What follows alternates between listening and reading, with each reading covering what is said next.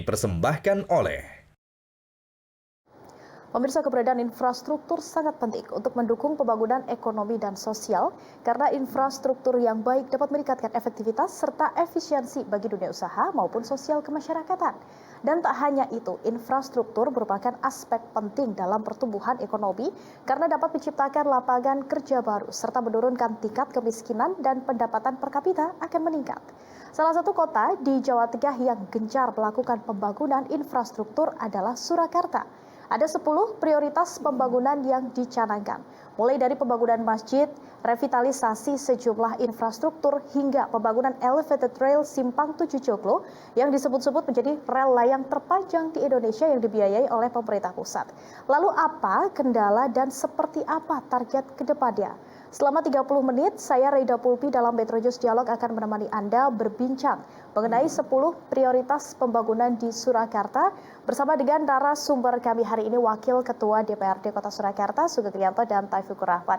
Selamat siang Pak Sugeng dan Pak Taufik, apa kabar? Selamat siang, alhamdulillah. Saya ke Pak Sugeng terlebih dahulu. Pak Sugeng, bagaimana Anda melihat 10 prioritas pembangunan Kota Surakarta ini? Iya, jadi pertama tentu kami sebagai DPRD harus appreciate.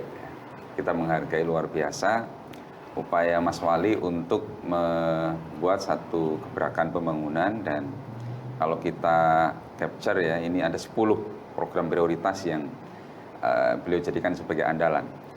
Luar biasanya adalah ini proyek-proyek yang selama ini kita kesulitan mencari solusi dan kemudian bisa diatasi. Misalnya ada di sana pembangunan elevated rail ya, yang menyelesaikan problem kemacetan di titik itu yang selama ini itu kita sulit mengantisipasi dan mengatasi kemacetan di situ itu semacam apa.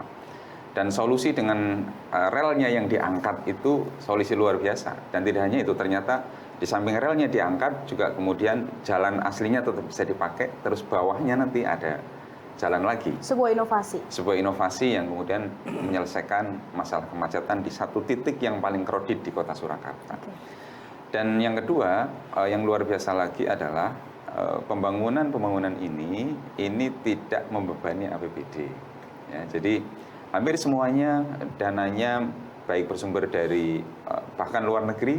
Ada pembangunan Masjid Syekh Zayed yang triliunan, dan itu hibah dari beliau, dari Pangeran Uni Emirat Arab ya. Kemudian yang lain, pembangunan yang lain itu semuanya dari APBN. Artinya tidak membebani APBD Kota Surakarta. Berapa persen APBD yang digunakan?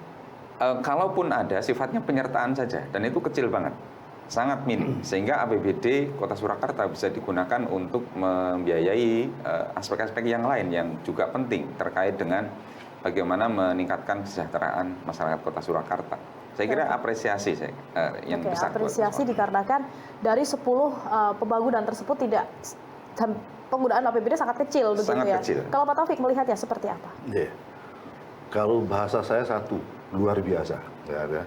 Luar biasa ini Pak Wali ini membuat terobosan-terobosan di Surakarta. Seperti apa disampaikan Pak Sugeng tadi, 10 prioritas ini sebenarnya sudah lama dipikirkan, tetapi nyatanya belum bisa dilaksanakan nih.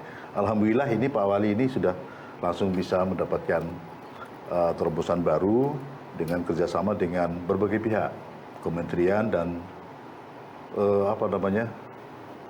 CSR yang lain. Salah satu contoh ini kebun binatang. Kebun binatang Surakarta Juruk itu lahannya cukup luas, tapi sekarang sudah begitu ada perencanaan, insya Allah 2 tahun ini akan dibangun, Agustus nanti tahun depan akan rampung, dan ini akan menyaingi kebun-kebun binatang yang lainnya. Bisa ini, Surabaya itu nanti kalah itu nanti, di Solo ini.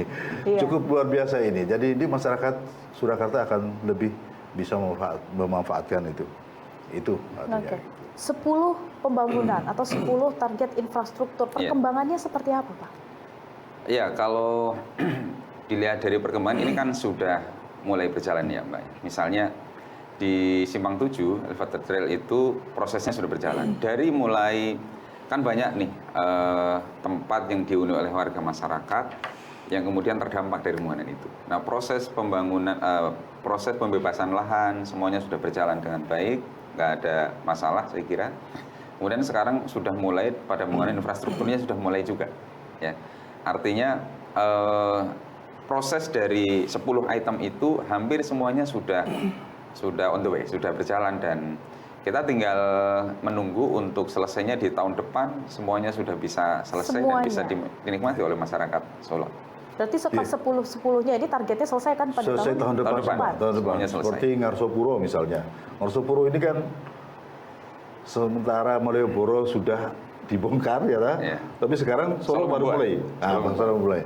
Tapi itu bagus sekali karena memang itu pasar PON itu pasar yang menurut orang Solo itu sudah sangat bersejarah itu. Pasar yang pertama di pasar PON. Jadi digabungan antara Jalan Gatot Subroto dan Ngarsopuro-nya gitu.